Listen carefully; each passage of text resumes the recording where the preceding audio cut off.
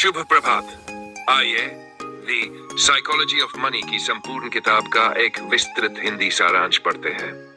इस किताब में कुल 20 अध्याय हैं, जिनमें मॉर्गन हाउसल ने पैसे, निवेश और वित्तीय निर्णयों को प्रभावित करने वाली मानसिकता और व्यवहार के बारे में गहराई से चर्चा की है। इस सारांश में हम हर अध्याय की मुख्य सीखों को 10 से 20 मिनट में कवर करेंगे। किसी की वित्तीय सफलता को समझना कठिन है। हम अक्सर दूसरों की वित्तीय सफलता देखकर प्रेरित या ईर्ष्या करते हैं, लेकिन हम उनकी पूरी कहानी नहीं जानते। लोग किस तरह जोखिम उठाते हैं या कैसे अवसरों को भुनाते हैं, यह अक्सर छिपा रहता है। सबक: दूसरों की तुलना करने की बजाय अपने लक्ष्य पर ध्यान दें। अध्याय 2: किस्मत और जोखिम। सफलता में किस्मत और जोखिम दोनों का बड़ा हाथ होता है। किसी भी बड़े निवेशक की सफलता में सही समय और सही मौके की भूमिका होती है। सबक: सफल होने के बाद भी विनम्र बने रहे और असफलता को सीखने का अवसर माने। अध्याय 3: कभी भी पर्याप्त नहीं होता, लालच कभी खत्म नहीं होता। लोग अक्सर ज्यादा कमाने की चाह में अपने मौजूदा सुखों को नजरअंदाज कर देते हैं। उदाहरण: कई सफल लोग अपनी सीमाओं को लांघकर गलत फैसले लेते हैं और सब कुछ खो देते हैं। सबक: पर्याप्त कहना सीखें और संतोष को अपनाएं। अध्याय 4: कंपाउंडिंग का जादू। कंपाउंडिंग यानी ब्याज पर ब्याज की शक्ति को समझना जरूरी है। वॉरेन बफेट की संपत्ति का बड़ा हिस्सा कंपाउंडिंग के कारण है, क्योंकि उन्होंने दशकों तक निवेश बनाए रखा। सबक: जल्दी निवेश शुरू करें और धैर्य बनाए रखें। अध्याय 5: अमीर दिखना बनाम असली धनवान होना। धनवान व्यक्ति वह है जिसके पास आर्थिक आजादी है, न कि वह जो केवल महंगी चीजें खरीदता है। असली संपत्ति वह होती है जो बैंक में होती है, न कि जो दिखती है। सबक: दिखावे के बजाय वित्तीय सुरक्षा और स्वतंत्रता को प्राथमिकता दें। अध्याय 6: बचत करने की शक्ति। कम खर्च और ज्यादा बचत आर्थिक स्वतंत्रता की कुंजी है। इनकम कितनी है यह मायने नहीं रखता, बचत की आदत ज्यादा महत्वपूर्ण है। सबक: अपनी खर्च करने की आदतों को नियंत्रित करें और नियमित रूप से बचत करें। अध्याय 7: स्वतंत्रता ही असली संपत्ति है। आर्थिक स्वतंत्रता का मतलब है कि आप अपने समय और फैसलों के मालिक हैं। पैसा कमाने का असली उद्देश्य आजादी पाना होना चाहिए, न कि सिर्फ भौतिक सुख। सबक: अपनी आर्थिक योजनाएं इस तरह बनाएं कि आपको स्वतंत्रता मिले। अध्याय 8: टाइमिंग की भूल। लोग अक्सर बाजार को टाइम करने की कोशिश करते हैं, लेकिन यह मुश्किल और जोखिम भरा होता है। मार्केट में लॉन्ग टर्म सोच ही सही रिटर्न देती है। सबक: नियमित निवेश करें और बाजार के उतार चढ़ाव को नजरअंदाज करें। अध्याय 9: धन को सुरक्षित रखना। पैसा कमाने से भी ज्यादा मुश्किल है उसे बचाए रखना। सबसे बड़ी गलती होती है ओवर कॉन्फिडेंस और ज्यादा जोखिम उठाना।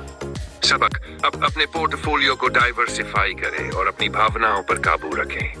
अध्याय 10: अपनी जरूरतें और इच्छाएं समझें। समय के साथ हमारी जरूरतें और इच्छाएं बदलती हैं। एक बार जब आपकी मूलभूत जरूरतें पूरी हो जाती हैं, तो पैसे की वैल्यू कम हो जाती है।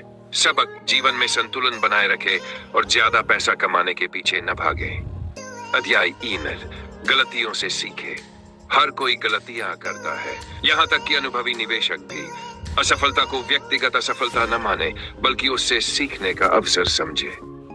सबक: रिस्क मैनेजमेंट को अपनाएं और हमेशा बैकअप प्लान रखें। अध्याय 12: जीवन में सादगी अपनाएं। सादा जीवन और सोच समझकर खर्च करना आपको लंबे समय तक वित्तीय रूप से सुरक्षित रखता है। सबक: अपने खर्चों को कम करें और जरूरतों को प्राथमिकता दें। भाग्य और नियंत्रण का संतुलन। कुछ चीजें आपके नियंत्रण में होती हैं, जबकि कुछ किस्मत पर निर्भर करती है। सबक: अपने नियंत्रण में जो है उस पर फोकस करें और बाकी को स्वीकार करना सीखें। अध्याय 52: निवेश में धैर्य रखें। बाजार में अस्थिरता को सहन करना और लंबे समय तक निवेशित रहना ही सबसे बड़ा गुण है। सबक: निवेश में लालच और डर से बचें और लॉन्ग टर्म गोल पर ध्यान दें। अध्याय 12: आत्म जागरूकता जरूरी है। अपनी वित्तीय जरूरतों, लक्ष्य और जोखिम सहन शक्ति को जानना जरूरी है। सबक: अपनी फाइनेंशियल प्लानिंग को खुद के हिसाब से कस्टमाइज करें। अध्याय 6: सलाह पर आंख मूंद कर विश्वास न करें। हर किसी की वित्तीय स्थिति अलग होती है। सबक: दूसरों की सलाह को सुने, लेकिन अंत में वही करें जो आपकी स्थिति के लिए बेहतर हो। आर्थिक अनिश्चितता को स्वीकारें। फाइनेंस में कोई भी भविष्यवाणी सटीक नहीं हो सकती। सबक, अनिश्चितता को गले लगाएं और अपने निवेश को समय के साथ एडजस्ट करें। अध्याय टारगेट, समय ही सबसे बड़ा लाभ है। जितना ज्यादा समय आप निवेश में बिताएंगे, उतना ज्यादा रिटर्न मिलेगा। सबक, जल्दी शुरू करें और धैर्य रखें। अध्याय 9, खुशी का असली रहस्य।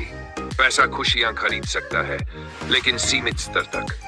सबक, अनुभवों पर खर्च करें, दूसरों की मदद करें और मानसिक शांति को प्राथमिकता दें। अध्याय 20, अपनी खुद की कहानी बनाएं। हर इंसान की वित्तीय यात्रा अलग होती है। सबक, अपनी परिस्थितियों को समझें और अपनी आर्थिक कहानी खुद लिखें।